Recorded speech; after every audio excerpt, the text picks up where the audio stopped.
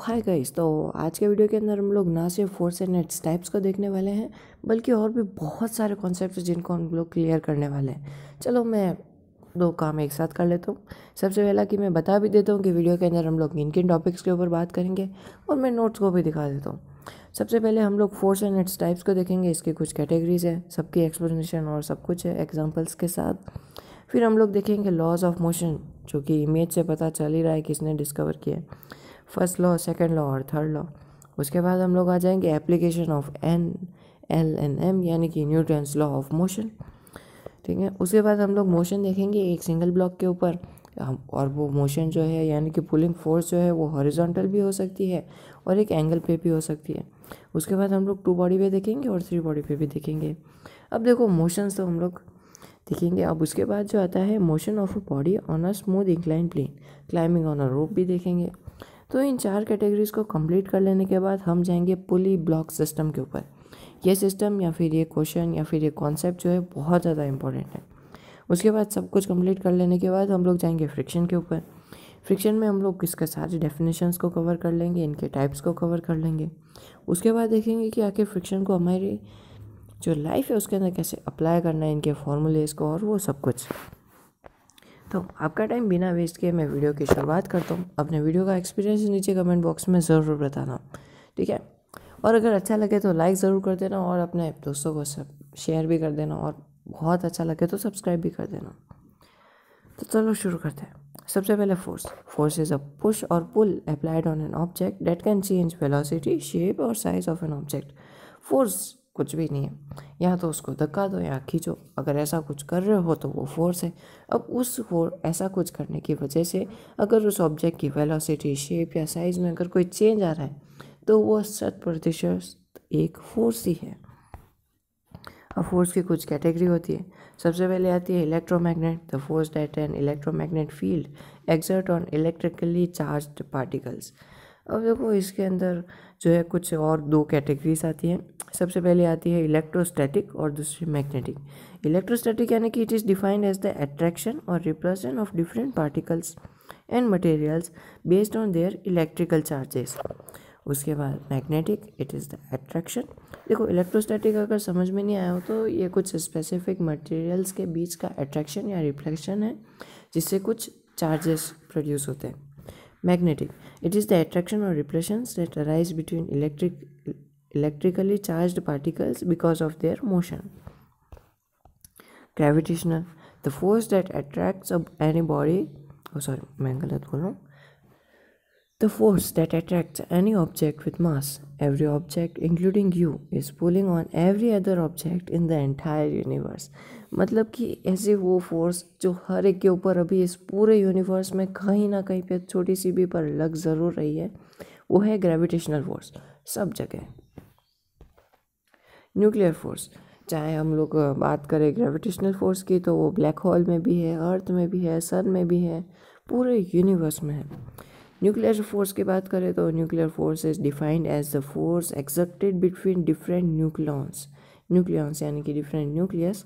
The force is attractive in nature and it binds protons and neutrons in the nucleus together.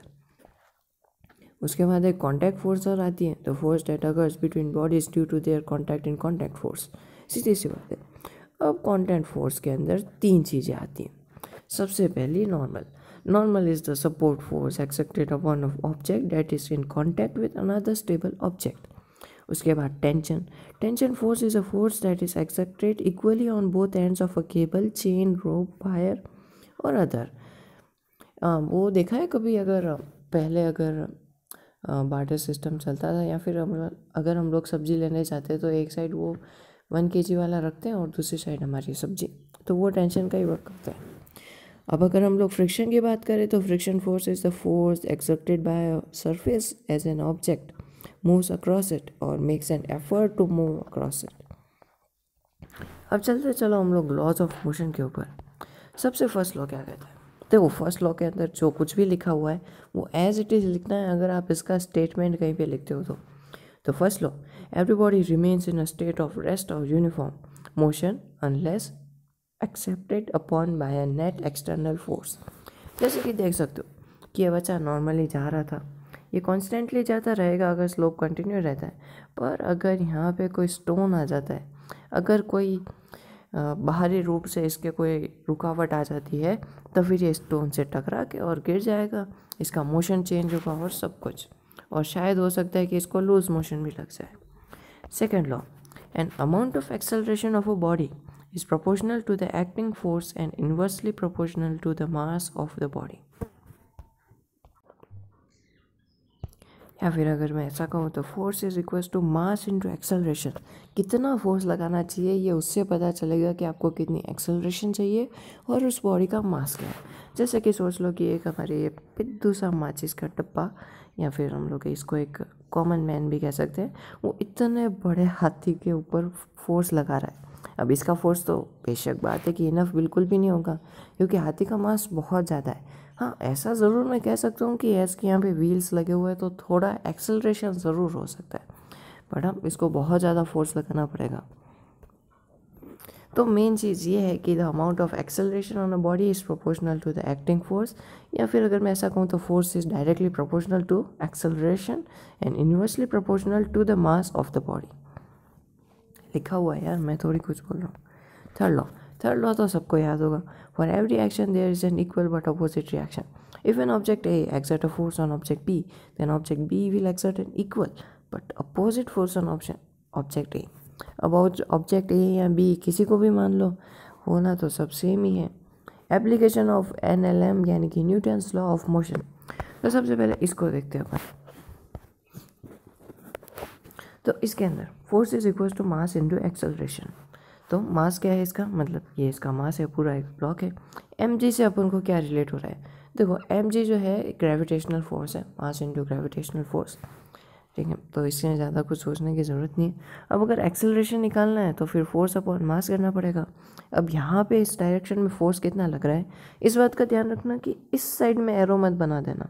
इस side में arrow बनाओगे तो उसका मतलब गलत हो जाएगा, वो फोर्स के लिए यूज़ नहीं होता भी है तो भी इस कंडीशन में नहीं यूज़ होता। पुल करने के लिए नहीं, पुश करने के लिए यूज़ होता है। अब यहाँ पे एक पुलिंग, अब यहाँ पे भी पुलिंग हो तो रही है, पर यहाँ पे हॉरिजॉन्टली नहीं, यहाँ पे एक स्पेशल एंगल से पुलिंग हो रही है। अब ये निकालने के लिए आप R plus f sine theta is equal to gravitational force भी कर सकते हो, या फिर A is equal to f cos theta upon m भी कर सकते हो। देखो सारी टर्म्स यहाँ पे लिखी हुई है, चाहो तो स्क्रीनशॉट भी ले सकते हो। Motion of bodies in contact, अगर कॉन्टैक्ट की बात करूँ, अगर सिंगल की बात करूँ, अगर आपको एक्सेलरेशन लगाना है, मतलब सोच लो कि कुछ 10 न्यूटन का अगर आप यहाँ पे फोर्स लगा रहे हो, और अगर एक्सेलरेशन पता करना है तो एक्सेलरेशन के लिए आपको force upon m1 plus m2 यानी कि mass of 1 mass of 1 plus mass of 2 यानी कि मासेस का सम अपॉन फोर्स जितना भी लगा रहे हो आप। और अगर फोर्स निकालना है तो mass of 2 into F, mass of 2 जो f यानी कि जो सिंगल उसके ऊपर फोर्स लग रहा है वो upon m1 plus m2 mass of combination. Case 2 के अंदर हमारे पास 3 बॉडीज़ है, इसके अंदर भी हम लोग एक्सेलरेशन निकाल सकते हैं बिल्कुल वैसे जैसा हमने पहले निकाला था, sum of masses upon force, so net force. Motion of a body on a smooth inclined plane, अगर इसका निकालना है तो acceleration is equals to g sine theta. अब ये g साइन थीटा क्या है, देखो mg साइन थीटा, ओके।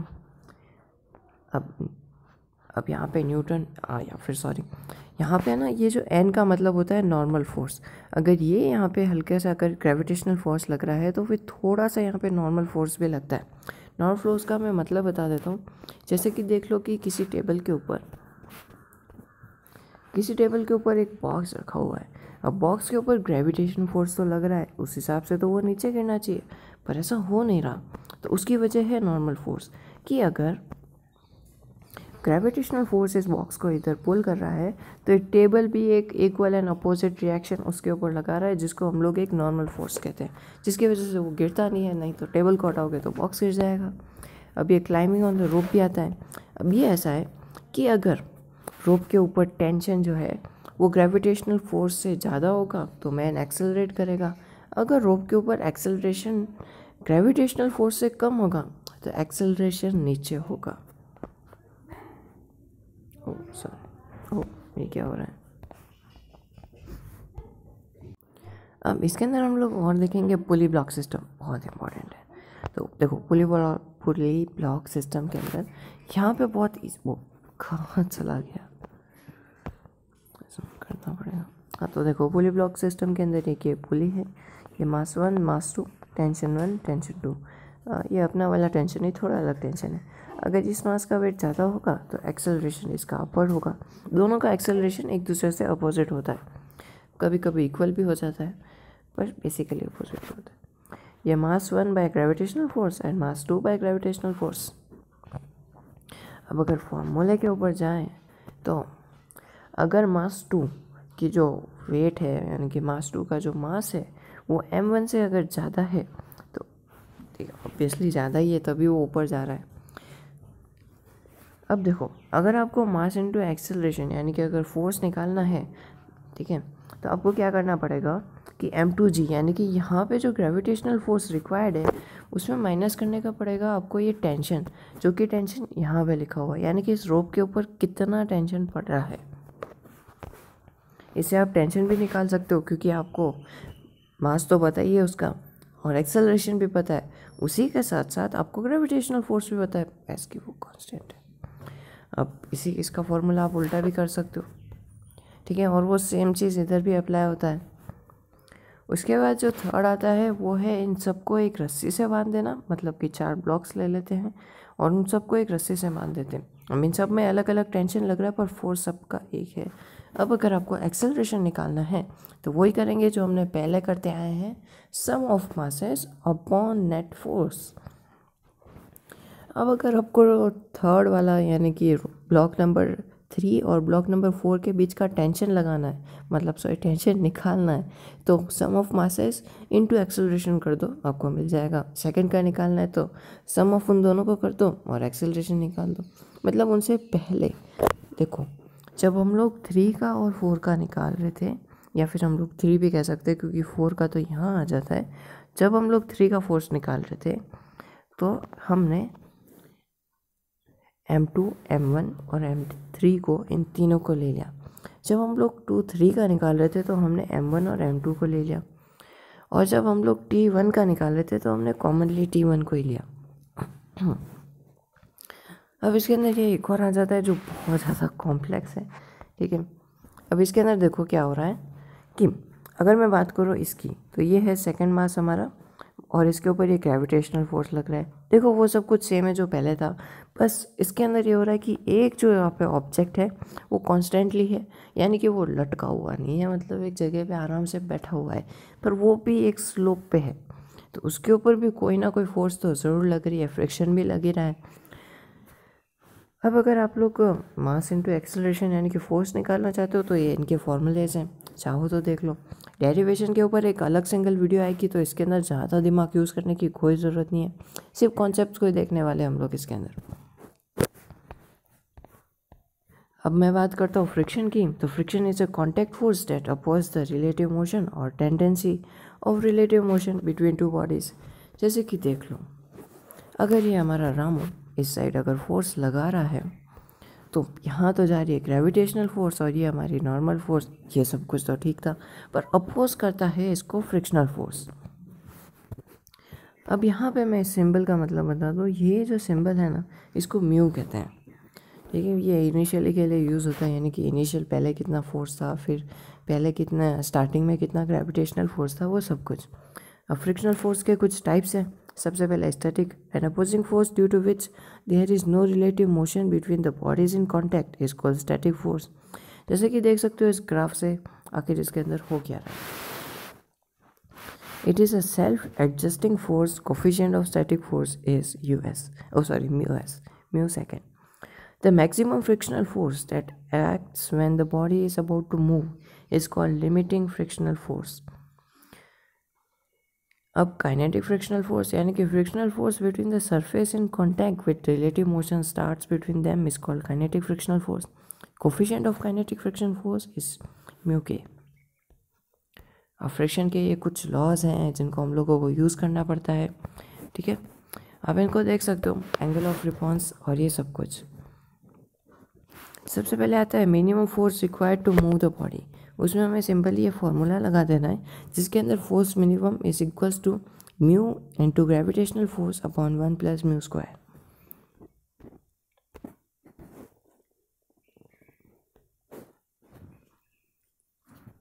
ठीक है, अब आता है friction as a component of contact force. अब यहाँ पे फ्रिक्शन जो है वो इस डायरेक्शन में लग रहा है, नॉर्मल फोर्स इस डायरेक्शन में है और जो कॉन्टैक्ट फोर्स है वो इस डायरेक्शन में है। तो ये तीनों एक ऐसे बना रहे हैं। तो अब यहाँ पे एक फॉर्मूला लगता है कि frictional force is equals to maximum n under root u square sorry mu square, बार बार यू आ जाता है, u square plus 1। Motion on a rough incline plane, balancing vertical forces, balancing horizontal forces when sliding with acceleration। तो ये हर एक type के फॉर्मूले हैं। अभी आता है गला सूख गया। The angle of response is the maximum angle that a surface can be tilted from the horizontal. देखो, एंगल ऑफ रिस्पॉन्स वो मैक्सिमम एंगल है जिससे कि एक ऑब्जेक्ट उसके ऊपर रह सकता है और वो भी horizontally, such that an object on it is just able to stay on the surface without moving। जैसे कि देख लो कि छोड़ो यार, समझ में आ ही गया होगा। तो अब मेरे दिमाग में एक क्वेश्चन था, अब ये ऐसे कॉन्सेप्ट वाले वीडियोस बनाना ज़्यादा अच्छा है या फिर एक पर्टिकुलर चैप्टर को उठाना और उसके ऊपर वीडियो बनाना ज़्यादा अच्छा है? प्लीज़ मुझे डिस्क्रिप्शन बॉक्स में बताओ कि कौन सा तरीका ज़्यादा अच्छा है, ताकि मैं बता सकूँ कि आप लोगों को क्या अच्छा लग रहा है।